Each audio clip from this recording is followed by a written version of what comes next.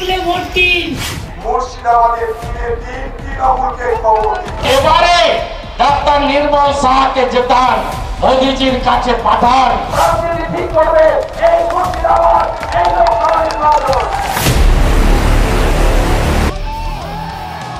রানীতলায় ছররা গুলির আঘাতে আহত শিশুদের দেখতে সিপিএম রাজ্য সম্পাদক মোহাম্মদ সেলিম। গত বুধবার ভোটের পরের দিন ভোট পরবর্তী হিংসার ঘটনা ঘটে রানীতলায়। গুলি চালানোর ঘটনা ঘটে, আহত হন 3 শিশু সহ 5 জন। শনিবার আহতদের দেখতে যান Mohammad Salim. Laptop, desktop, CCTV ইত্যাদির authorised dealer, your trusted technology provider Delta computer, Khagra, Baharampur. হ্যাঁ, আমাদের এইচপি শোরুম এখন রানীবাগানেও।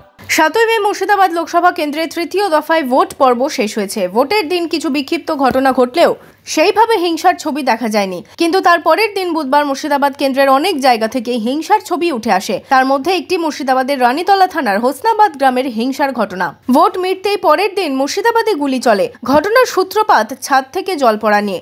সেই ঝামেলা গড়ায় গোলাগুলিতে।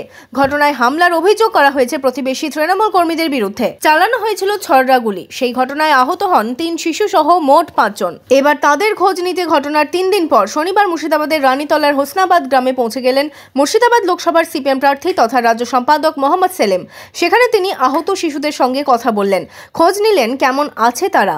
এদিন আহত শিশুদের পরিবারের সঙ্গেও সেলিম কথা বলেন, আশ্বাস দিলেন পাশে থাকার। এদিন মোহাম্মদ সেলিমের সঙ্গে ছিলেন মুর্শিদাবাদ জেলা সম্পাদক জামির মোল্লা সহ অন্যান্য দলীয় কর্মীরাও। আমরা প্রথমে বলেছিলাম শান্তির জন্য ভোট, শান্তিপূর্ণভাবে ভোট হোক। মোটামুটি শান্তিতে ভোট হলো।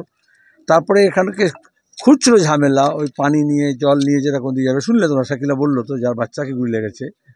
কিন্তু সেখানে তার মধ্যে কিছু গুন্ডা বদমাইশ আর তৃণমূলের লোকজন যুক্ত হয়ে গেল, তলোয়ার নিয়ে, বন্দুক নিয়ে সামিল হয়ে গেল। ওরা ভোটের দিনে ব্যবহার করতে চেষ্টা করেছিল, করেনি বলে পরে কোথাও বোমা ফাটাচ্ছে, কোথাও আগুন লাগাচ্ছে, কোথাও এই গুলি চালিয়েছে। তো সেদিন আমি আমাদের লোকজনকে বলেছিলাম, তারা হাসপাতালে গিয়েছিল। ছররা গুলি ছিল বলে মারাত্মক কিছু হয়নি, কিন্তু যা কিছু হতে পারত।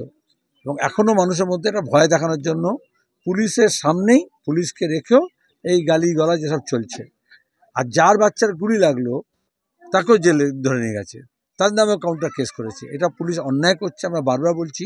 পুলিশ এসপির কাছে গিয়েছিল জামির মোল্লা, আমাদের পার্টি সেক্রেটারি, আবার যাবে তারা, যে যারা আক্রান্ত হলো আর যারা আক্রমণকারী, দুটোকে এক করবে কেন? পুলিশ আক্রান্তের পাশে থাকবে না কেন? এবং এখনও এই হুমকি হামকা বন্ধ করতে হবে। তাহলে কিন্তু তোমার গিয়ে তৃণমূল যদি মনে করে এখনও তাদের ওই রকম গুন্ডামি বদমাশির সময় আছে, তাহলে ভুল করছে।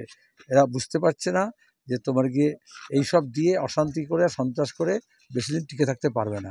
সিপিএম রাজ্য সম্পাদকের পাশে থাকার আশ্বাসে কিছুটা স্বস্তিতে আহতদের পরিবারও। ছাদের পানি পড়া নিয়ে ঝামেলা, পানি পড়েছিল, দিয়ে এবার বলেছে যে কি করো, ওই ফিতে দিয়ে পানি ওদিকে গড়াও, ওখানে ছাগল বাঁধা আছে, গরু বাঁধা আছে, পানি জমে গেছে পায়ের তলে, দিয়ে বলেছে যে কি ওই অন্যদিকে ফিতে দিয়ে পানি গড়াও। তাই বলেছে, দিয়ে বলেছে যে তোমাদের পানি কুমিন দিয়ে গড়াচ্ছ, তাই বলেছে। দিয়ে ওয়াইলি ওর ফ্যামিলি যত সব ভাই বোন সব একবার ভাই বাপেরা সবাই এসে একবারে হাসিয়ে নিয়ে, পাশ নিলে, লাঠি নিয়ে সবাই চলে এসছে মারতে চলে এসেছে। অলরেডি ঝামেলা হয়েছে, থেমে যাওয়ার মধ্যেই ছিল, আবার পার্টির লোক সবাই চলে এসছে, তারওয়াল নিয়ে, হাসিয়ে নিয়ে, পাশ নিলে সবাই চলে এসছে মারতে। গুলি দিয়ে আমার বাচ্চাকে আমরা কলভেন্ট পাঠাচ্ছিলাম। আমার ভাসুরের বেটা জব করতে যায়, ও বাহাদুরপুরে জব করে, পড়াশোনা ছেলে, বাড়িতে থাকে না। শনিবারে এসেছিল, দিয়ে তখন এবার বার হয়েছে, আর অমনি গুলিটা মেরে দিয়েছি। বললো যে কি দেখা যাক কি হচ্ছে, আমরা বাই করার করছি। হ্যাঁ, পাশে আছি বললো।